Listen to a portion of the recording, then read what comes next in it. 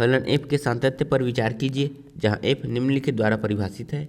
16f(x) बराबर -2 यदि x ऋण 1 से छोटा उसके बराबर है, 2x यदि x ऋण 1 से बड़ा व 1 से छोटा उसके बराबर है, 2 यदि x 1 से बड़ा है।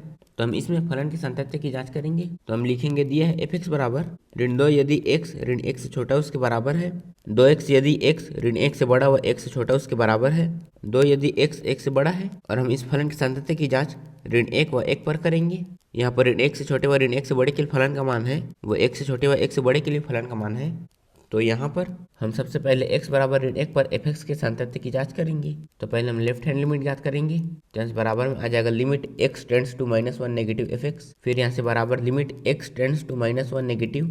हम यहाँ पर इसका मान रखेंगे, लेकिन यहाँ पर x टेंड्स टू -1 नेगेटिव है, मतलब ऋण 1 से जस्ट छोटे मान के लिए फलन का जो मान होगा उसे हम यहाँ पर लिखेंगे। और जब x का मान ऋण 1 से छोटा उसके बराबर होता है तो फलन का मान होता है ऋण 2।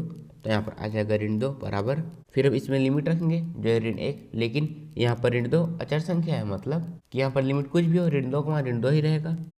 तो यहाँ पर आ जाएगा ऋण 2। फिर हम राइट हैंड लिमिट याद करेंगे। तो यहाँ से बराबर में आ जाएगा limit x tends to -1 positive f(x), फिर यहाँ से बराबर limit x tends to -1 positive. हम यहाँ पर इसका मान रखेंगे, लेकिन यहाँ पर x टेंड्स टू -1 पॉजिटिव है, मतलब ऋण 1 से जस्ट बड़े मान के लिए फलन का जो मान होगा उसे हम यहाँ पर लिखेंगे। और जब x का मान ऋण 1 से बड़ा होता है तो फलन का मान है 2x। तो यहाँ पर आ जाएगा 2x बराबर, हम इसमें लिमिट रखेंगे जो है ऋण 1। तो यहाँ पर आ जाएगा 2, फिर यहाँ पर ऋण 1 बराबर, हम इनका गुणा करेंगे। तो यहाँ पर आ जाएगा ऋण 2, फिर हम f-1 ज्ञात करेंगे। और यहाँ पर इसका मतलब है कि यहाँ पर x बराबर ऋण 1 है, और जब x का मान ऋण 1 से छोटा वो उसके बराबर होता है तो फलन का मान है ऋण 2। तो यहाँ पर आ जाएगा ऋण 2। तो यहाँ पर left hand limit, right hand limit और f-1 तीनों का मान बराबर है, तो इसका मतलब है कि यहाँ पर फलन x बराबर ऋण 1 पर संतत है। तो हम लिखेंगे यहाँ x बराबर ऋण 1 पर लेफ्ट हैंड लिमिट बराबर राइट हैंड लिमिट बराबर f-1 है, अतः x बराबर ऋण 1 पर f(x) संतत है। तो अब हम x बराबर 1 पर f(x) के सातत्य की जांच करेंगे। तो पहले हम लेफ्ट हैंड लिमिट याद करेंगे। तो यहाँ पर आ जाएगा limit x tends to 1 negative f(x), फिर यहाँ से बराबर limit x tends to 1 negative. हम यहाँ पर इसका मान रखेंगे, लेकिन यहाँ पर x टेंड्स टू 1 नेगेटिव है, मतलब 1 से जस्ट छोटे मान के लिए फलन का जो मान होगा उसे हम यहाँ पर लिखेंगे। और जब x का मान 1 से छोटा उसके बराबर होता है तो यहाँ पर फलन का मान है 2x। तो यहाँ पर आ जाएगा 2x बराबर, हम इसमें लिमिट रखेंगे जो है 1।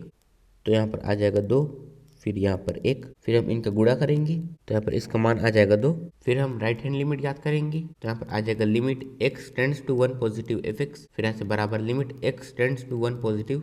हम यहाँ पर इसका मान रखेंगे, लेकिन यहाँ पर x टेंड्स टू 1 पॉजिटिव है, मतलब 1 से जस्ट बड़े मान के लिए फलन का जो मान होगा उसे हम यहाँ पर लिखेंगे। और जब x का मान 1 से बड़ा होता है तो फलन का मान है 2। तो यहाँ पर आ जाएगा 2 बराबर, हम इसमें लिमिट रखेंगे जो है 1, लेकिन यहाँ पर 2 अचर संख्या है, मतलब कि यहाँ पर लिमिट कुछ भी हो 2 का मान 2 ही रहेगा।